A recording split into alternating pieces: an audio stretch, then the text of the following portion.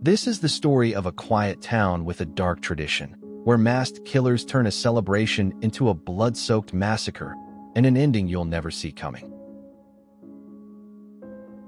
Teenager Quinn Maybrook relocates to Kettle Springs with her father, Dr. Glenn, following her mother's tragic overdose. Their relationship is strained, and things take a darker turn when they discover a dead animal stuffed in their fireplace upon arrival.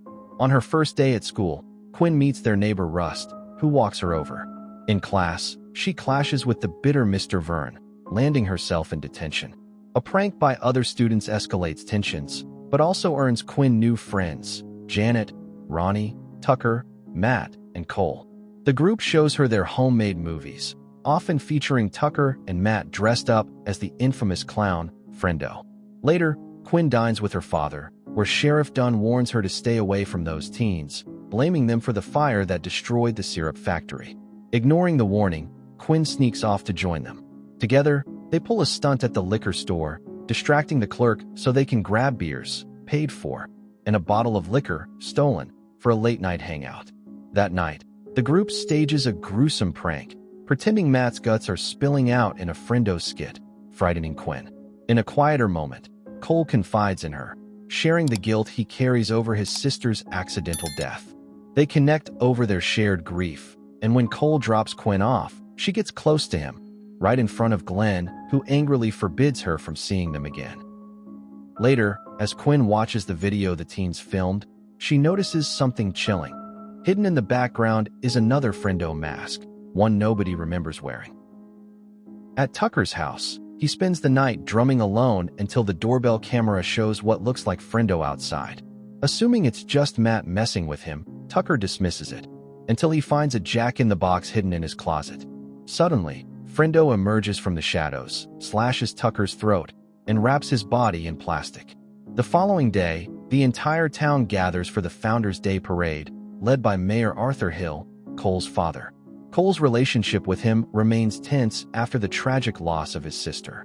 While the teens watch the festivities, a unicyclist in a Friendo mask hurls an explosive device, setting one of the floats ablaze and throwing the parade into chaos. Sheriff Dunn wastes no time blaming the teens, leading to the arrest of Quinn, Janet, Cole, Ronnie, and Matt. Though they are bailed out, Glenn grounds Quinn in anger. Meanwhile, Matt trains alone in his garage.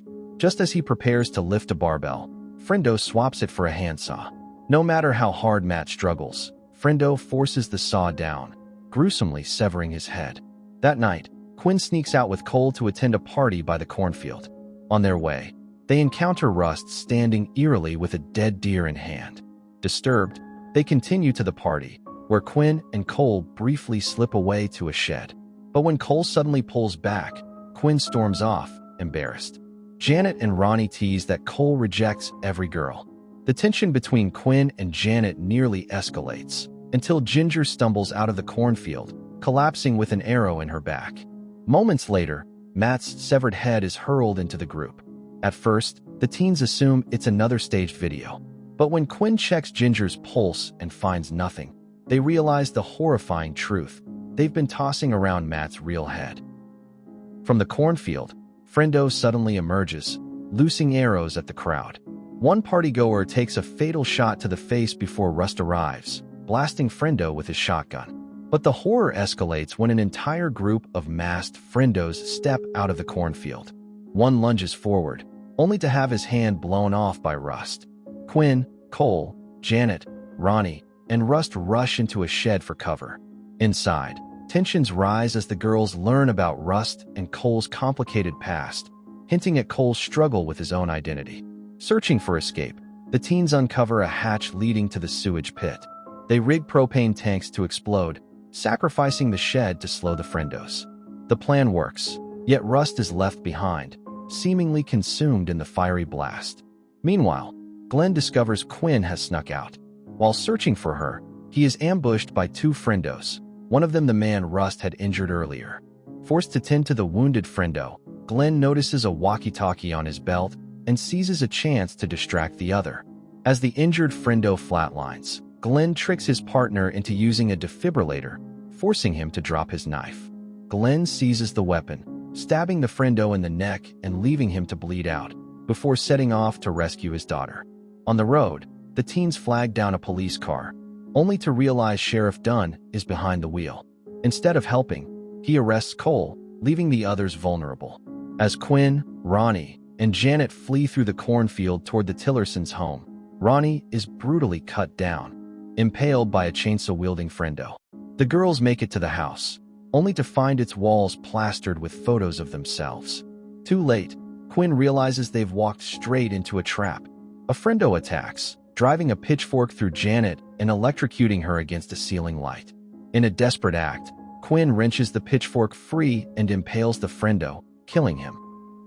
Racing outside, she scrambles into a truck, but her hope dies fast. She can't drive stick. As headlights cut through the night, more friendos emerge, surrounding her before dragging her into the darkness. Quinn awakens in the charred ruins of the syrup factory, only to uncover the horrifying truth. The friendos are not just masked killers, but led by Mayor Arthur Hill and Sheriff Dunn, aided by other townsfolk like the bitter teacher Mr. Vern, waitress Trudy, and shop owner Otis. Suspended from the ceiling, Cole is moments away from being hanged.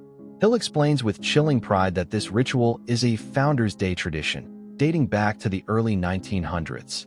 Whenever outsiders or undesirables threaten the town's reputation, hobos, hippies, Gen X burnouts, and now Gen Z teens, the townspeople don friendo masks and slaughter them.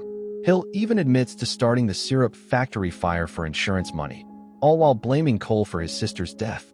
Before Quinn and Cole can be executed, Glenn bursts through the factory in his car, throwing everything into chaos. Otis is crushed by a falling cinder block, while Trudy is impaled on a pipe. Dunn hunts Quinn, and Hill moves to kill his own son. Quinn lures Dunn into a trap, seizing his cattle prod and shoving it down his throat, frying him from the inside. Meanwhile, Hill flees in Glenn's car, leaving Cole choking on the rope. Glenn rushes to hold him up until Rust, revealed to be alive, arrives just in time to shoot the rope and free him. But the nightmare isn't over. The last surviving friendo, Mr. Vern, attacks just as Quinn struggles with a stick-shift car. With Glenn coaching her through the gears, she slams the pedal and mows Vern down, ending the massacre. Weeks later, Quinn prepares to leave for college. Glenn, now running for mayor of Kettle Springs, proudly sees her off. Rust and Cole, now a couple, gift Quinn a baton as a parting token. She drives away, smiling, until she notices a jack-in-the-box in the car. Without hesitation, she hurls it out the window and keeps driving, refusing to let the nightmare follow her.